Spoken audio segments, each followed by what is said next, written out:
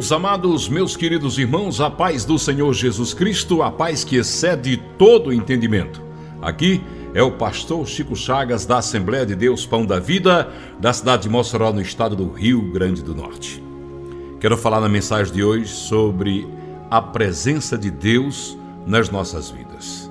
A presença de Deus, ela pode ser bênção ou maldição. Algumas pessoas querem viver como se pudessem levar Deus de qualquer jeito. E aí eu aconselho, nesse caso Deus é maldição. Não tente ter a presença de Deus na sua vida, no mundo cheio de pecados. Não tente invocar o nome de Deus e continuar na mesmice.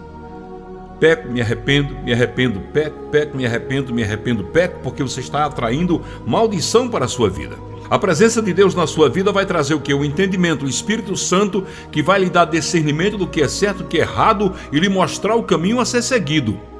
Mas se você é aquele crente Raimundo que tem um pé na igreja e um pé no mundo, se você é aquele crente 6 horas por mim, 6 horas por mim, gente, 6 horas por mim, e você nunca ora por você, nunca se prostra diante de Deus para pedir perdão, para se arrepender verdadeiramente dos seus pecados, e mesmo assim continua dizendo que é filho de Deus, que é servo de Deus, e tenta macular o santo evangelho, envergonhar o seu Deus perante as pessoas, sim, porque se você é aquele crente, que agora é crente, daqui 2 horas, 30 minutos, 1 hora, está na mesa de um bar bebendo, está num prostíbulo, está diante de um computador acessando pornografia, está falando imoralidade, contando piadas imorais, ouvindo, rindo, está participando do mundo, você está envergonhando o evangelho, você está atraindo Deus para a sua vida para ser maldição para você.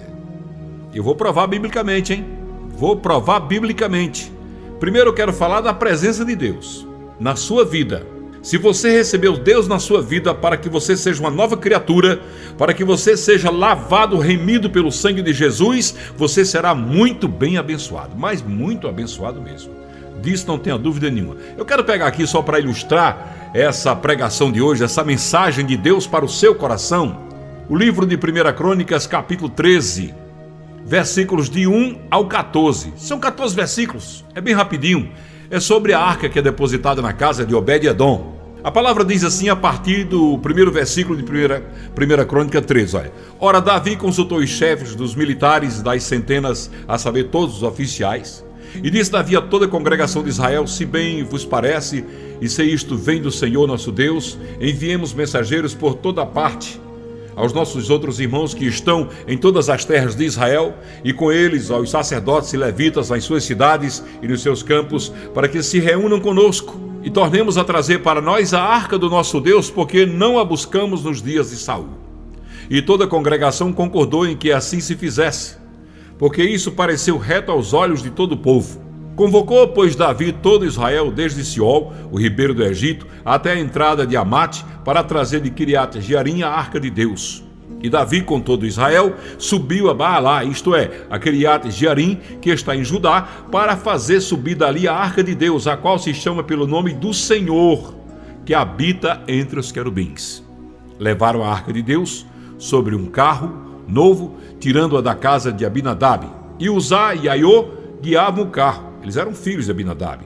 Daí a todo Israel alegravam-se perante Deus com todas as suas forças, cantando e tocando harpas, alaúdes, tamborins, símbolos e trombetas. E quando chegaram à eira de Quidom, Uzá estendeu a mão para segurar a arca, porque os bois tropeçavam. Então se acendeu a ira do Senhor contra Uzá, e o Senhor o feriu por ter estendido a mão à arca, e ele morreu ali perante Deus. E Davi se encheu de desgosto, porque o Senhor havia irrompido contra Uzá, pelo que chamou aquele lugar Perez Uzá, como se chama até o dia de hoje. Temeu Davi a Deus naquele dia e disse: como trarei a minha arca de Deus? Pelo que não trouxe a arca assim para a cidade de Davi, porém a fez retirar para a casa de Obed-Edom, o giteu. Assim ficou a arca de Deus com a família de Obed-Edom 3 meses em sua casa, e o Senhor abençoou a casa de Obed-Edom e tudo que pertencia a ele. Está entendendo? Quando a arca da aliança não estava na casa de Obed-Edom, ela estava na casa de Uzá e Aiô. E a palavra diz que eles não tratavam a arca com respeito. Abinadab colocou a arca lá de qualquer jeito e tinha Deus dentro da sua casa, porque a arca representava Deus. A arca tinha as tábuas da lei, Tinha o maná descido do céu e tinha a vara de Arão, representação da presença de Deus, da força de Deus, do alimento de Deus, da lei de Deus, da direção de Deus, que era o cajado. Tudo ali representava Deus. E eles trataram de qualquer jeito. Não prosperavam, não foram abençoados. Pelo contrário, foram amaldiçoados, que quando a arca saiu de sua casa, seu filho Uzá morreu por tentar segurar a arca quando os bois tropeçavam. Como se a presença de Deus fosse cair no tropeçar de bois. E Davi, com medo, não levou a arca naquele instante. E como a casa de Obed-edom ficava próxima onde isso aconteceu, ele deixou ali na casa de Obed-edom por 3 meses. E a palavra diz que tudo que lhe pertencia prosperava. Em 3 meses, Obed-edom foi próspero. A presença de Deus na sua vida atrai prosperidade para a sua vida. Traz bênçãos sem limite. Muitas pessoas desconhecem que hoje é possível viver na presença de Deus. Elas vivem preocupadas com tantas coisas que acham difícil e acabam esquecendo de buscar a Deus e de procurar viver em sua presença. Outros, mesmo sabendo que podem ter uma vida na presença de Deus, desprezam essa possibilidade e dedicam seu tempo a outras coisas. Mas por que buscar a presença de Deus é tão importante assim para as nossas vidas, meus irmãos? Por que devemos nos dedicar a conhecer e andar com Deus? Por quê? A presença de Deus nos traz bênção e prosperidade, como trouxe para Obed-edom. No texto de 1 Crônicas, vemos que Deus abençoou Obed-edom e a toda a sua casa por causa da presença da arca da aliança na casa dele. A arca era um símbolo da presença de Deus no meio do povo. A presença de Deus na casa de Obed-edom traz prosperidade e bênção na vida. E na sua vida também não será diferente. Você veja bem que quando os filhos de Eli, Hofni e Finéias levaram a arca da aliança para enfrentar os filisteus, eles perderam a vida, eles morreram, eles estavam em pecado. Eles achavam que a presença de Deus ia garantir a ele a vitória, mas a presença de Deus na vida de quem não quer viver com Deus traz maldição. Quando você quer viver um pé na igreja, um pé no mundo, sendo um crente Raimundo, você está atraindo maldição para a sua vida. E brincar de crente não é saudável para você. A presença de Deus traz cura, libertação e salvação.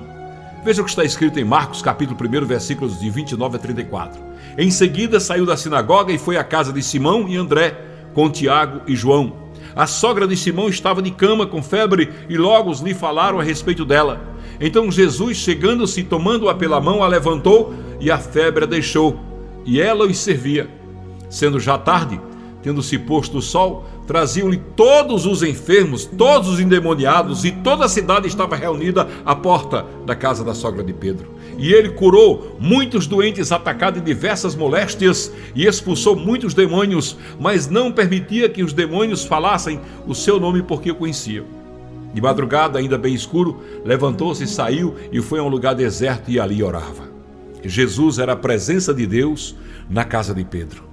Naquele momento que a casa da sogra de Pedro recebeu Jesus, a primeira a ser curada foi ela. A primeira a ser beneficiada foi ela. A presença de Jesus, a presença de Deus na vida daquela mulher trouxe bênção para ela. Ela foi curada e os servia. E todas as pessoas que chegaram naquela casa também foram abençoadas, curadas e libertas dos demônios.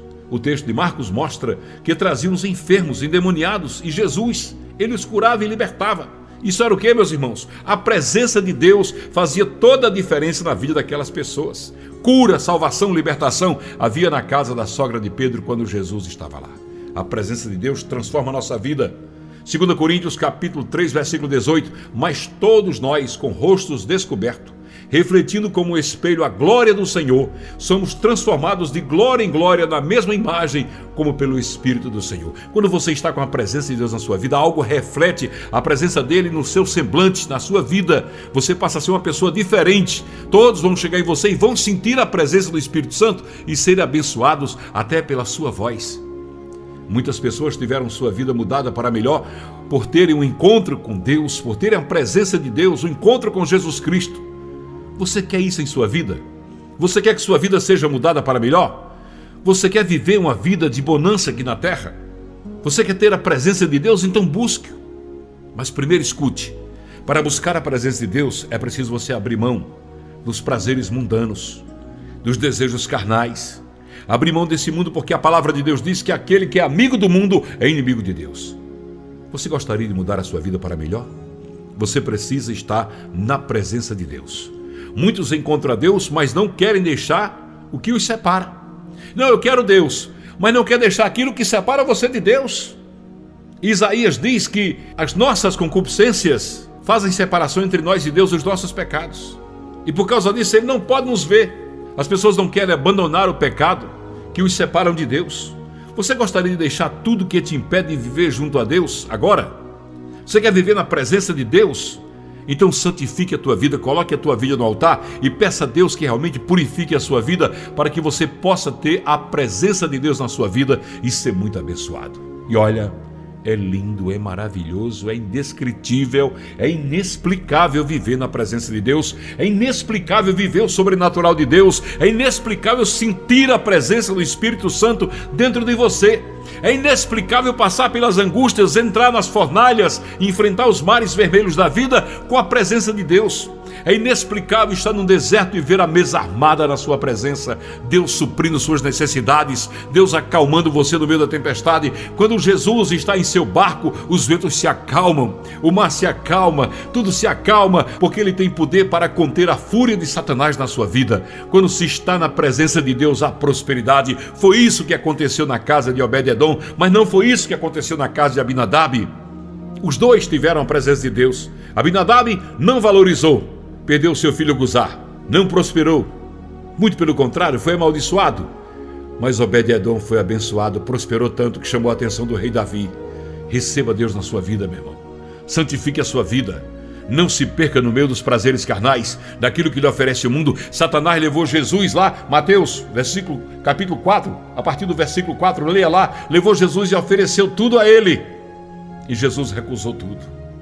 Quando ele mandou que transformasse as pedras em pães, Jesus disse: nem só de pão viverá o homem, nem só de pão viverá você, mas de toda palavra que sai da boca do Senhor, porque é poder para a salvação de todos. Receba essa palavra no seu coração, mude de vida, passe a ter uma vida diferente, passe a ter uma vida abençoada, passe a ter Jesus na sua vida, mas sendo bênção para você, bênção para a sua família, bênção para todos que fazem parte do seu viver. Fica com essa palavra no seu coração e aceite, porque é Deus falando com você, é Deus abrindo seus olhos, é Deus dizendo: para aqueles que me amam e me respeitam, para aqueles que obedecem a mim, eu sou bênção na vida deles, e para aqueles que me usam, tentando trilhar os caminhos do mal com a minha presença, eu sou maldição na vida deles. Deus quer ser bênção na sua vida. Receba-o, ame-o, respeite-o, o adore e sempre coloque todos os passos da sua vida nas mãos de Jesus Cristo e você não se arrependerá. O melhor patrão do mundo chama-se Jesus Cristo, Jesus de Nazaré, muito conhecido pelo leão da tribo de Judá, a rosa de Saron, a radiante estrela da manhã, o príncipe dos exércitos do Senhor, aquele que todo poder lhe foi dado nos céus, na terra e embaixo da terra, o nome que está acima de todo nome. Ele é o melhor patrão do mundo. Receba-o para dirigir a sua vida e você será muito, mas muito abençoado. Fica na paz, que o Senhor Jesus te abençoe cada vez mais.